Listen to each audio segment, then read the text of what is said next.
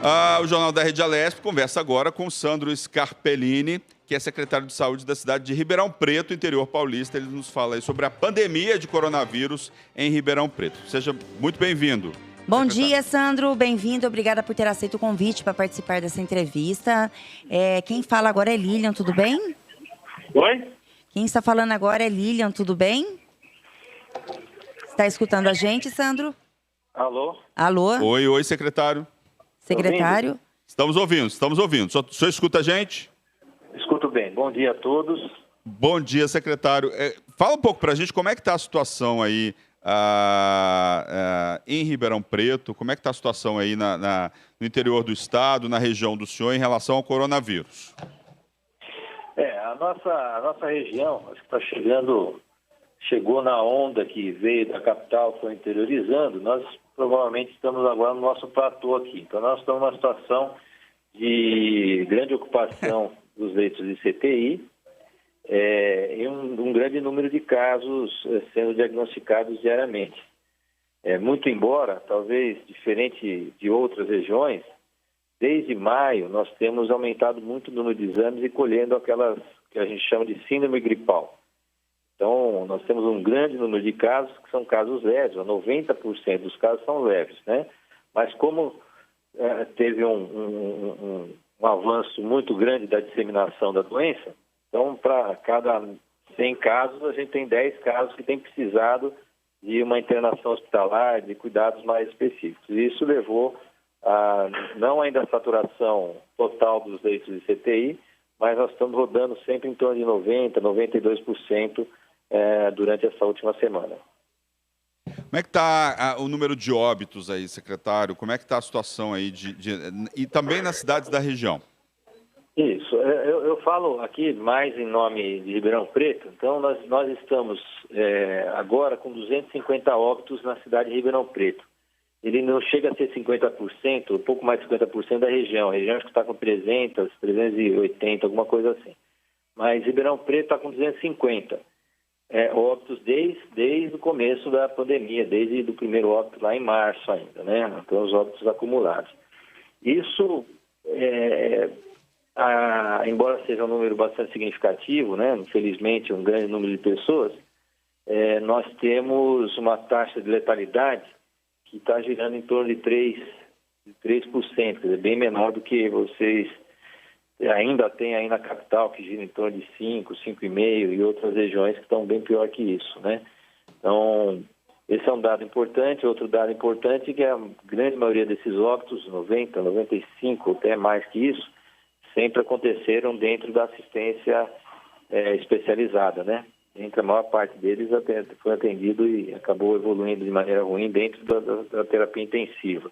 Então, felizmente, a gente não tem tido óbitos de pacientes que não conseguiram ainda chegar até assistência mais especializada. Secretário, como é que a cidade está procedendo aí com os testes para diagnóstico do novo coronavírus? O senhor falou que está se testando aí, né? Como é que está sendo feita essa testagem? Em que condições? Explica melhor para a gente, por favor. Isso. O que nós fizemos aqui em maio, como nós temos aqui o Adolfo Lutz também estava fazendo, né? Inicialmente mandando para São Paulo. Então, o primeiro mês a gente estava com um acúmulo muito grande de casos, e ali naquela época a gente socorria dos casos graves. Depois o Hospital das Clínicas conseguiu montar um laboratório, foi credenciado, o Hemocentro daqui de Ribeirão também foi credenciado, passaram a ter 3 laboratórios. E na sequência a gente conseguiu credenciar um laboratório dentro do nosso parque tecnológico, chama Supera Parque. E o Supera Parque começou também a fazer exames para a cidade de Ribeirão Preto. Por isso que permitiu que a gente começasse em maio a colher os gripais. Só que como começou a aumentar, gripal, quando eu falo, são aqueles casos leves, que estão com sintoma de resfriado, e que ainda, só agora, na verdade, o governo federal autorizou que se colhesse esses gripais, justamente porque os exames eles eram reservados exclusivamente para os casos mais graves. Mas em maio nós começamos a fazer. Só que é um fluxo muito grande e a gente começou também a ter represamento mesmo no próprio Supera Parque. E agora, nos últimos 15 dias, aí, em convênio, em acordo com a Fundação Fiocruz e com o próprio Butantan. A gente tinha um represamento, o Butantan está fazendo para nós, o que estava represado, e essa semana, logo no final de semana, chegou um robô que acelera a produção dos exames, está sendo montado e até o dia 22 ele vai estar em atividade. Isso leva para nós uma produção de mais de 800 exames por dia, que é o que nós estamos, mais do que nós estamos precisando hoje. Hoje nós temos colhido de 300 a 350 exames por dia de PCR, eu estou falando, que é aquele exame da secreção nasal. Pode falar, secretário. Pode falar, secretário. Desculpa. Aquele exame da secreção, que é o padrão ouro, né? Então, esse exame nós estamos fazendo para a grande parte da população, que significa que nós temos muitos casos positivos que são gripais, né? Felizmente. Então, a nossa média aqui do mês de junho e do mês de julho é em torno de 90% dos casos sendo gripais. E mais ou menos 10%, 10,2% de casos que são casos de SRAGs, né? De síndrome respiratórias agudas, que precisam de tratamento a nível hospitalar, porque a gente está conseguindo mapear mais, e agora a gente vai ter esse reforço do robô aí que está sendo montado já está aqui em Ribeirão Preto, está sendo montado pelos técnicos para começar a funcionar a partir do dia 22. Explica para a gente o que é esse reforço robô, secretário. Está entrando na rede que o governador criou, e o professor Dimas Covas tem anunciado. Então, é a rede Covid. Então, esse laboratório faz parte também da rede de exames que faz parte os laboratórios de São Paulo, o próprio Butantan, o Instituto Adolfo Lutz e alguns hospitais da Fiocruz, o DASA também. Então, agora, o Supera também vai fazer parte dessa rede, com o apoio em termos de insumos, e também vai poder produzir exames para a região toda. Explica para a gente o que é esse reforço robô. Explica melhor, secretário, por favor. O exame, o exame de PCR, do RT-PCR, ele é feito praticamente em duas fases. Uma fase em que a gente precisa pegar a secreção e separar o vírus e tirar a capa do vírus, liberando o material genético, o RNA do vírus. Essa é a primeira fase. A segunda fase é uma fase de leitura da presença ou não do vírus específico, através de um marcador que a gente faz. Então, são dois aparelhos.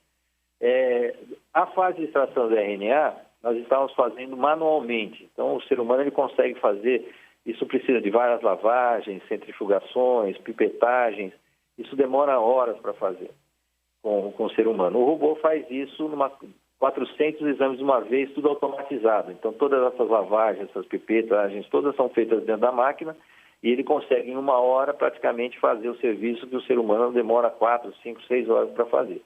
Então, nós estamos fazendo manualmente, isso levava em 3 turnos, mas a gente conseguiu uma produção em torno de 250 leituras por dia. E com o robô, a gente pode ter pelo menos, com um robô, que é esse que está se montando agora, a gente consegue fazer duas demandas de 400 exames a cada vez. A gente pode fazer 800 exames, essa parte que é a parte mais demorada do procedimento, que é a extração do RNA, que chama. Então, o robô ajuda nisso. E a placa que faz a leitura, também a gente tinha uma placa de 120 cubetas, e o Butantan mandou para nós insumos e uma placa nova que tem 240. Então, o robô faz 400, a gente faz 2 leituras, em coisa de 4 horas, a gente pode ter 400 exames, o que a gente estava levando aqui praticamente 2 dias para fazer até o momento, né? O secretário, vamos falar um pouquinho sobre a situação hoje de Ribeirão Preto, né? Aqui em São Paulo, no município de São Paulo, e acredito que em muitos já estamos na fase amarela com a abertura gradativa do comércio. Como é que está a situação em Ribeirão, no sentido dos comerciantes estarem respeitando e a população também? O senhor poderia falar um pouco sobre isso? Isso existe uma disputa aí, né, grande. Lógico que a gente da área da saúde, a gente entende todas as consequências econômicas do isolamento, né? Mas o que eu tenho dito é que, na verdade, nessa fase que nós estamos, nós tivemos 3 meses, nós partimos de 0 leitos que eram destinados à Covid, né? Nós partimos para Hoje nós temos só em Ribeirão Preto 177 leitos de terapia intensiva dedicadas exclusivamente ao Covid. E mais 211 leitos em Ribeirão Preto leitos não CTI dedicados ao Covid. Nós temos um polo Covid que tem 7 leitos de terapia intensiva e mais uns 40 leitos que também fazem o tratamento na parte inicial. Depois nós começamos o tratamento até da terapia intensiva, enquanto aguarda uma vaga para um leito de terapia intensiva dentro de um hospital. Então a gente partiu de 0 para 177 leitos. Agora, hoje, nós estamos com uma média aqui, no dia de ontem, nós estávamos com uma média de 95,8% de taxa de ocupação desses leitos de CTI. Isso é uma situação que, pelo próprio Plano São Paulo, qualquer coisa que ultrapasse 80% de capacidade de ocupação dos leitos de CTI é vermelho. Então, nós estamos com 95% de taxa de ocupação em média nos últimos 7 dias. Existe previsão de aumento de leitos. Nós estamos aqui abrindo mais 21 leitos, inclusive da iniciativa privada, finalizando um convênio com o governo do estado para poder fazer isso. Todos os hospitais filantrópicos já...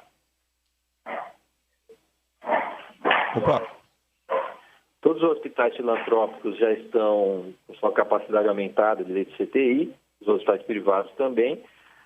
O fato é que com essa taxa de ocupação a gente vai continuar na zona vermelha, né? Porque se a gente tem uma continuidade da disseminação do vírus maciçamente, embora a gente tenha aqui um grande número, o mais importante para Ribeirão Preto não é nem o número de casos, como eu falei, porque o número de casos total engloba 90% de casos gripais que não vão precisar de hospital.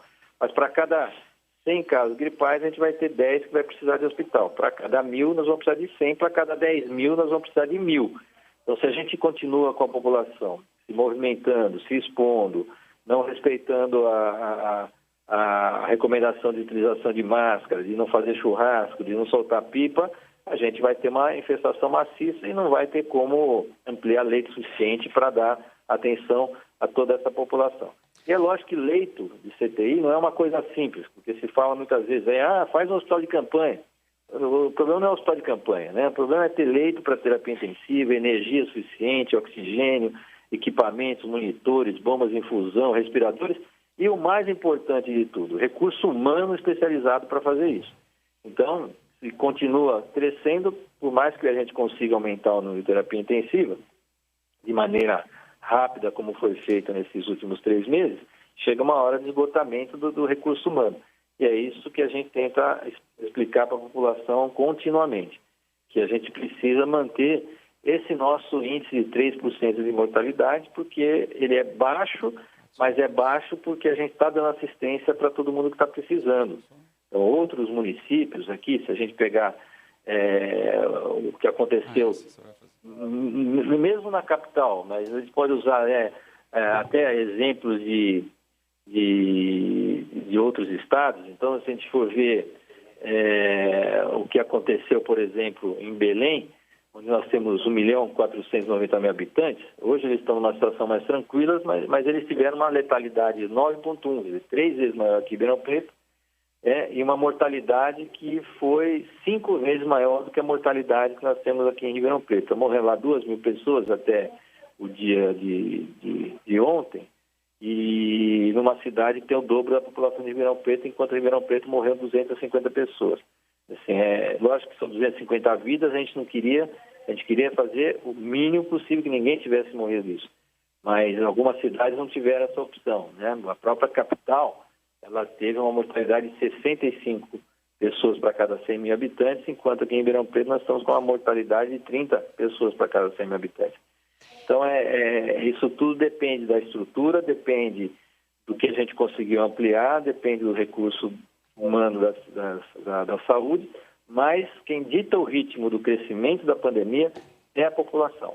Nesse momento agora é a população. A população precisa entender que eles que estão ditando se nós vamos crescer mais rápido ou menos rápido, né? Nenhuma das cidades do estado de São Paulo tem uma contaminação suficiente para dizer que já existe uma imunização de rebanho suficiente para diminuir o fluxo de casos. Então, significa que aqui em Ribeirão Preto, se a gente tiver em torno de 4% ou 5% de pessoas que já tiveram a doença, que lá nós temos 95% da população passível de pegar a doença. E desses 95%, a gente vai ter aquela fração de casos graves. Então, esse é a principal participação da população, que talvez seja a mais importante. Nós conseguimos adiar o crescimento exponencial, quanto foi possível. Nós conseguimos, com esse tempo, aumentar, expandir o sistema de saúde para dar atenção específica para essa doença. As vacinas estão em andamento, mas precisam de mais tempo. E quem pode dar esse tempo para a gente conseguir as vacinas, ou então identificar um medicamento que seja, de fato, efetivamente adequado para a Covid, é a população. Porque se houver uma expansão muito grande, em qualquer cidade do Brasil, mesmo aquelas que estão indo bem, tipo, estavam, né? Algumas estavam indo bem, tipo Belo Horizonte, Porto Alegre, Curitiba, que estão entrando numa outra fase de crescimento também exponencial, Campo Grande. Então, todas essas cidades estavam mais ou menos tranquilas e estão entrando num ritmo de crescimento muito rápido. E a população precisa entender que é a população que dita esse ritmo, aceitando ou não as recomendações das áreas técnicas aí, das áreas da saúde. Conversamos agora, estamos conversando com o Sandro Scarpellini, que ele é secretário de Saúde da cidade de Ribeirão Preto, e está falando sobre o cenário atual da pandemia do coronavírus. Secretário, me fala uma coisa, com a experiência que o senhor tem, né? Tem muitas cidades, muitos municípios que estão voltando, né, ao estágio anterior devido ao aumento do número de contagiados. O senhor acha que Ribeirão Preto tem esse perigo de voltar a fechar o comércio pelo contágio estar aumentando muito? Nós já estamos fechados, né? Nós estamos na zona vermelha e, além das recomendações que já são feitas pelo Estado para a zona vermelha, aqui em Ribeirão Preto, na semana passada, o prefeito soltou um decreto enrijecendo algumas atitudes aí. Então, fechamento completo de lojas, porque estavam fazendo take-out, mas, na verdade, ficava a porta aberta, as pessoas entravam, multa para uso de máscara, convênios com a Polícia Militar, com a Guarda Municipal para fazer fiscalização mais efetiva em praças, porque a gente tem tido isso. Finais de semana, à noite, aqui as pessoas vão para grandes praças, grandes avenidas e ficam lá confraternizando, muitas vezes sem máscara, sem nada. Então, são medidas mais rígidas, nós já estamos nisso. Para a gente sair de uma situação dessa por uma situação laranja, eu diria que primeiro precisa baixar o número de ocupação dos leitos, porque até a ocupação de leitos vale peso 4, lá na tabela do Plano São Paulo, mas tem que ser de maneira consistente, né? Não adianta um dia a gente ter 0 óbito, né? Como nós tivemos 2 esse final de semana, mas no dia seguinte a gente ter muitos óbitos, ou baixar um dia para 70%, mas no dia seguinte está em torno de 90% de novo. A gente precisa ter pelo menos 14 dias ali de tendência consistente de queda de todos os parâmetros para a gente pensar em avançar alguma coisa. A última tentativa que nós tivemos aqui, porque nós começamos no laranja, nós não começamos no vermelho, foi uma corrida às ruas impressionante, como se todo mundo tivesse necessidade absoluta de fazer compras imediatas em lojas que não são de produtos essenciais, né? A rua central, o calçadão central, lotado de pessoas, tudo com o desespero de ir para a rua porque estava confinado. E isso, com certeza, o reflexo veio poucos dias, alguns 10 dias, 15 dias depois, e está sustentado agora ainda durante essas últimas 2 semanas, tanto que na última sexta-feira, Ribeirão Preto foi mantido, aliás, como muitas regiões reverteram, né? Na verdade, quem estava laranja, tem muita gente que estava laranja, até amarelo, acabou passando para o vermelho. Então, isso a gente tem visto também em outros países, né? A própria Espanha está lá recrudescendo em algumas regiões, porque o vírus ele está circulando e ainda a gente tem muita gente sensível e ainda a gente não tem nem certeza se o próprio fato de ficar doente te dá uma imunização definitiva para o resto da vida, né? Aparentemente, já existem alguns trabalhos mostrando que com 2, 3 meses a imunização adquirida durante a doença, para quem teve caso leve, anda desaparecendo. Isso não é incomum, a gente sabe que a gente tem doenças aí que a gente sempre precisa de hepatite, por exemplo, precisa de dose de reforço, nem todas as vacinas é uma só para a vida toda, né? Mas é mais um fator complicante para o nosso futuro aí. Precisamos de uma vacina boa, e que eventualmente tenha que se tomar 2, 3 doses para se conseguir um nível adequado de imunização. Tá certo, a gente gostaria de agradecer ao Sandro Scarpellini, que é secretário de Saúde da cidade de Ribeirão Preto. Muito obrigado pelas suas informações aqui no Jornal da Rede Alesp, secretário. Eu que agradeço a oportunidade e bom dia a todos. Bom dia. Obrigada, secretário. Bom dia.